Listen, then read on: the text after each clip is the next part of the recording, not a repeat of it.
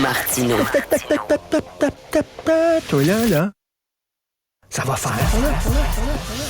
J'ai déjà essayé d'expliquer ça. À un moment donné, pouvez-vous régler ça? La rencontre de Richard Martineau. Salut Richard.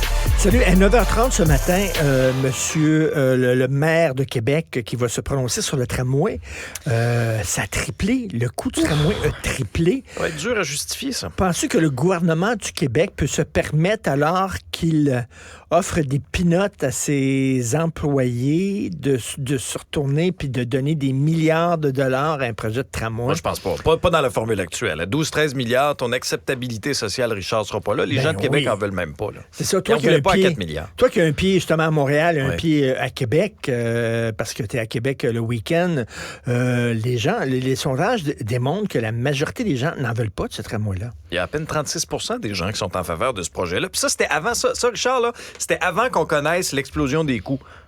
Refaites le test aujourd'hui.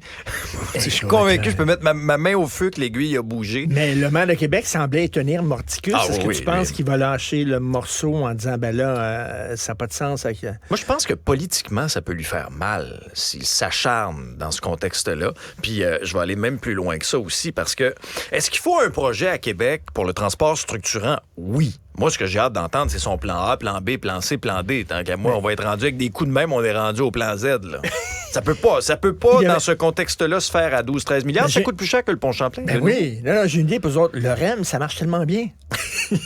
Ça fonctionne tellement, ça roule au bout, mon gars. Troisième panne en 3 heures de pointe. Ce matin? Oui. Une panne en pleine heure de pointe. Mais là, on communique mieux, semble-t-il. Ah oui. Alors, écoute, c'est quoi? Ils ont dit... ils se sont fait demander à Salut Bonjour cette semaine, la Caisse de dépôt, quand est-ce que ça va communiquer? Puis il dit, je le sais pas. Alors, mais moi, ça me parole, elle dit, je sais pas. C'est des PQ infra, là. Là, tu essaies de savoir qui s'occupe de ça, là, dans l'espèce de consortium. Qui est responsable de, par exemple, c'est à la base, là, de communiquer l'information aux usagers. T'es en panne. Pourquoi t'es en panne? Combien de temps t'es en panne? C'est quoi mon alternative pour rentrer chez nous ou pour aller travailler à l'heure? Ils leur ont dit, allez prendre l'autobus. Il n'y avait pas d'autobus. Ils ont dit, prenez le métro, etc. Mais la Caisse de dépôt, depuis quand la Caisse de dépôt, ce sont des spécialistes en transport urbain?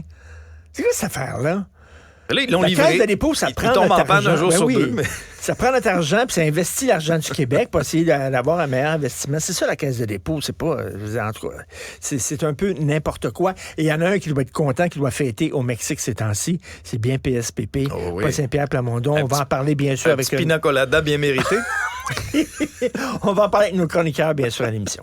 Non, mais c'est quand même impressionnant. T'sais, oui, d'une part, il y a la dégringolade de la CAQ, puis c'est vrai. L'usure du pouvoir, quand même. L'usure du pouvoir, t'as des décisions, entre autres, les négociations avec le secteur public, mais il faut souligner ce que Paul Saint-Pierre Plamondon et le Parti québécois, ce qu'ils sont en train d'accomplir actuellement, c'est assez exceptionnel. C'est exceptionnel, c'est incroyable. Il y a des gens qui disaient que le parti était mort. Écoute, il a pris un parti qui était mort et enterré, là, vraiment mort et enterré, et non seulement il a réussi à le ressusciter, mais à l'amener au seuil du pouvoir en très peu de temps et sans jamais faire de compromis, sans se présenter sous un faux jour en disant « Voici ce que je suis un souverainiste, il n'a pas mis d'eau dans son vin. » Mais là, j'ai hâte de voir parce que quand tu sens que le pouvoir est à portée de main, souvent, là, les politiciens ont dit « Ben là, je vais mettre de l'eau dans mon vin si ça peut m'apporter la victoire. » Je ne sais pas s'il va rester Paul Saint-Pierre Plamondon, s'il va nous voyer, tout ça, mais c'est quand même exceptionnel ce qu'il réussit à faire. Merci, Richard. Merci. Salut, merci à vous d'avoir été à l'écoute de l'épisode d'aujourd'hui.